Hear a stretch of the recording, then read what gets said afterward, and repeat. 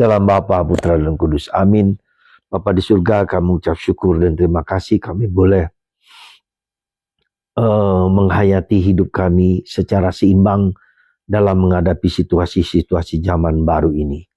Terpujilah namamu kini dan sepanjang segala masa. Amin. Para saudara, kita harus memiliki kehidupan yang seimbang. Mungkin kita tidak menyadarinya, tetapi menurut saya menjadi kebutuhan yang harus kita perhatikan. Hidup rohani kita, kebersamaan kita dengan orang lain, kemudian hidup dalam keheningan, dalam dialog dengan Tuhan. Hari ini kita bisa melihat dalam bacaan pertama dari surat Paulus, surat kepada umat di Ibrani, mengatakan sesuatu yang menarik. Senantiasa mempersembahkan kurban-kurban syukur kepada Allah, yaitu ucapan bibir yang memuliakan namanya. Dan itulah yang dilakukan oleh terutama para biarawan-biarawati, para imam, memuji Tuhan dengan brevir, dengan mazmur dan kidung. Ekaristi, ya, terlebih dalam Ekaristi. Di samping itu, janganlah kamu lupa berbuat baik dan memberi bantuan. Jadi berbuat baik, jadi kita memuji Tuhan, mempersembahkan syukur kita kepada Tuhan, tapi juga berbuat baik dan memberi bantuan. Dan semoga ia mengerjakan di dalam kita apa yang berkenan kepadanya, yaitu berkat Yesus Kristus, bagi dialah kemuliaan sampai selama-lamanya. Jadi ini satu hal lain yang mau disampaikan Yesus kepada kita, bahwa kita harus juga melakukan segala sesuatu demi kemuliaan Allah, bukan demi keinginan ego kita masing-masing.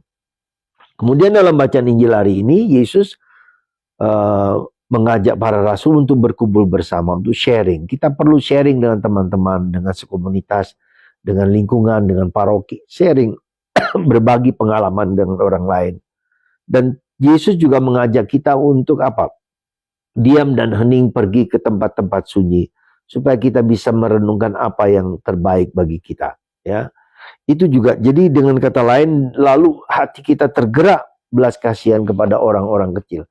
Jadi saya mau mengatakan kepada Anda, apa yang dalam bacaan pertama dan bacaan Injil ini adalah suatu yang back to the basic, kembali ke akar, kembali ke dasar. Apa yang harus kita lakukan sebagai orang Katolik? Kita mempersembahkan pujian kepada Tuhan, Ekaristi, brevir, nyanyi-nyanyian, doa pribadi dalam keheningan dan kesunyian. Tapi juga kita berbuat baik, memberi bantuan pada orang lain, ya, dan juga bersama-sama, ya, men-sharingkan, ya, tidak hanya sendirian, ada teman-teman di mana kita mencari apa pengalaman Tuhan dalam hidup kita. Beberapa hari yang lalu saya bertemu dengan suami istri dan saya bertanya, apa pengalaman imanmu selama setahun ini?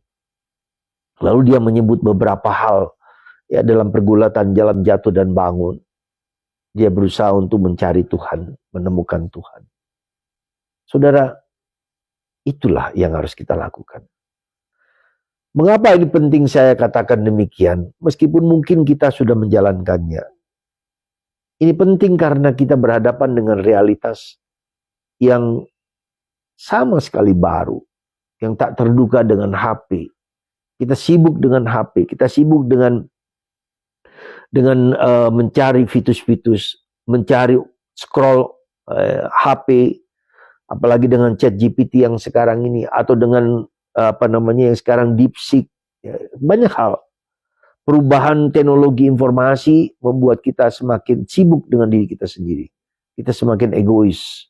Kita sibuk dengan mencari apa yang menjadi kesenangan kita.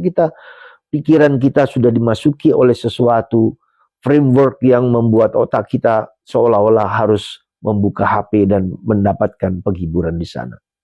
Ini tantangan yang besar. Ya, tantangan yang besar, sungguh. Berapa jam Anda gunakan untuk HP? Berapa jam Anda gunakan untuk berdoa? Berapa jam Anda gunakan untuk hal-hal yang bermanfaat, lebih bermanfaat? Ternyata tidak. Lebih dari. Ya, itu lebih daripada kalau kita berdoa, kita hening. Maka ada satu kalimat yang menurut saya penting. Tinggal dalam hadirat Tuhan. Berapa jam kita pakai untuk tinggal dalam hadirat Tuhan daripada kita main HP. Saudara, kata-kata saya tidak ada artinya kalau kita tidak menjalankan itu bagi kita masing-masing demi masa depan, demi hidup kita. Semoga kita menjadi bijaksana dan seimbang dalam hidup kita, dalam menggunakan HP, dalam menggunakan doa, dalam menggunakan puji-pujian, dalam menggunakan keheningan, dalam menimba pengetahuan dari Tuhan, dan Roh Kuduslah yang akan membantu kita untuk mencari Tuhan di atas segala sesuatu. Semoga kita terbuka mendengarkan kehendak Tuhan ini. Berkat Tuhan atas kita semua. Dalam Bapa, Putra, dan Roh Kudus. Amin.